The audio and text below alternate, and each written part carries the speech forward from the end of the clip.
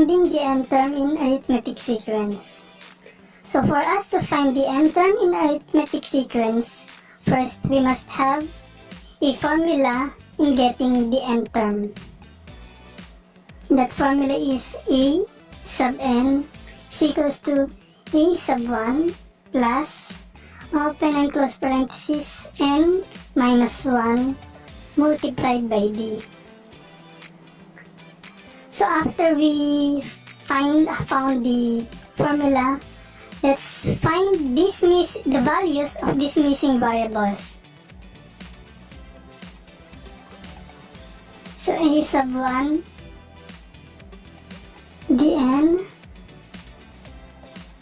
and the difference or distance. So for us to find the e sub 1, we'll just have to look at the sequence 3, 5, 7, 9, 11, and 13.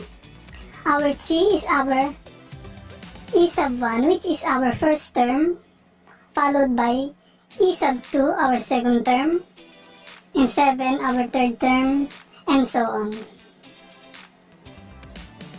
So for our first term, or a sub 1, the value is 3.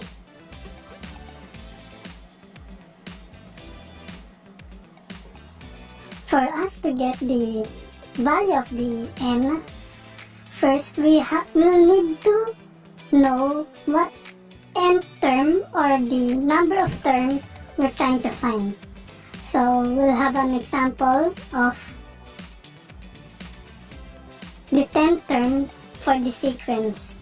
So e sub 10 is equals to e sub 1 plus n minus 1 multiplied by d.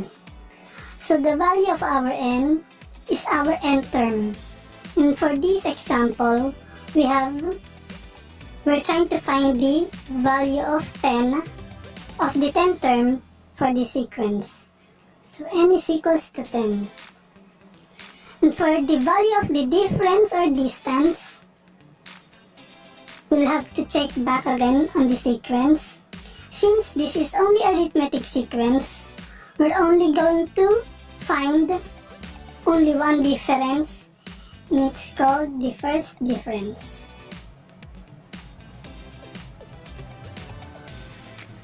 So for us to get the value of d, first we'll just deduct a2 to a1, or 5 minus 3. We'll have the value of 2, a3 to a2, or 7 minus 5, we'll have the value of 2, and so on.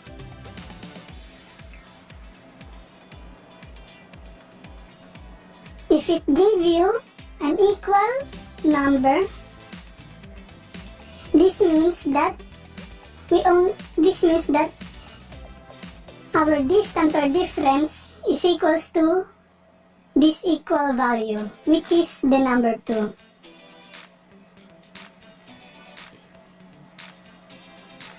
So, since we got all our values for the missing variables, we can simply just substitute each one of them to the rightful variable. So, a sub 1 is equals to 3 plus n is equals to 10 and d is equals to 2. So simply just simplify everything until you get the final answer for the 10th term.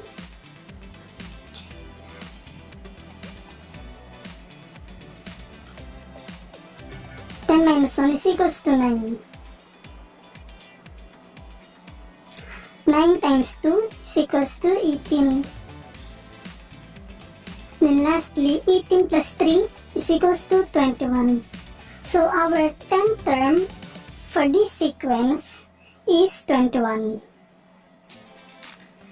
So if you want to check if this formula is correct, you can simply just find the next term for the sequence. Since this is the first, second, third, fourth, fifth, sixth, let's try to find the 7th term. So a sub 7, since we're finding the 7th term, is equals to a sub 1 plus n minus 1 multiplied by d. So for our a sub 1, we'll also have the value of 3. For our n, we're trying to find the 7th term, so our value for the n is 7 minus 1. For the difference, we still have the same difference, which is the value of 2. So just simplify it. 7 minus 1 is equals to 6. Then multiply it by 2, which is 12. Then finally, 12 plus 3 is equals to 15. So our 7th term is 15. Then place it beside the 6th term.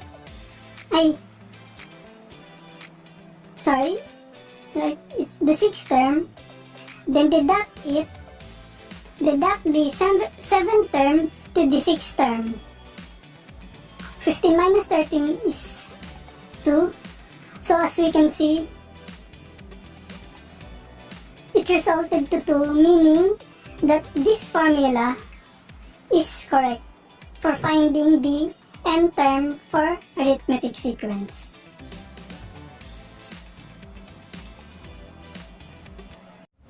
If you learned something from this video, please don't forget to like and subscribe. God bless.